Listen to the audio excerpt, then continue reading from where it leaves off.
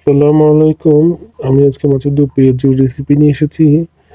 মাছের মধ্যে লবণ, সামান্য পরিমাণে লবণ, সামান্য পরিমাণে হলুদের গুঁড়ো এবং সামান্য পরিমাণে মরিচের গুঁড়ো ইউজ করেছি।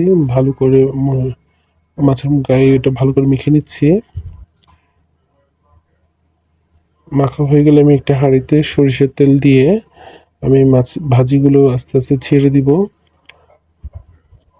এভাবে করে মাছগুলো ভালো করে ভেজে আমি উল্টে পাল্টে নিব।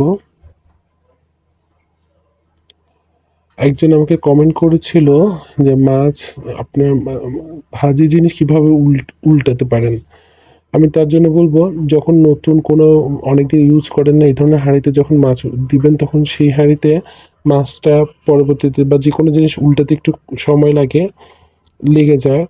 তাই ট্রাই করবেন যখন ভালো মতো হয়ে আসবে তখন যে এটা উল্টানোর চেষ্টা করবেন, তাহলে ভালো মতো উঠে আসবে। এবার আমি একটি হাঁড়িতে আবার সরিষার তেল দিয়ে পেঁয়াজ কাঁচামরিচ ভালো মতন ভেজে নিচ্ছি। ভেজে নেওয়ার পরে আমি এখানে রসুনের পেস্ট 1 চামচ দিয়েছি, সামান্য পরিমাণে লবণ, সামান্য পরিমাণে হলুদ এবং সামান্য পরিমাণে মরিচের গুঁড়ো দিয়েছি। আপনারা যে পরিমাণে ঝাল খান সেই পরিমাণে আপনারা ঝাল ইউজ করবেন। আমি পানি দিয়েছি ভালো করে মশলাটি কষানোর জন্য।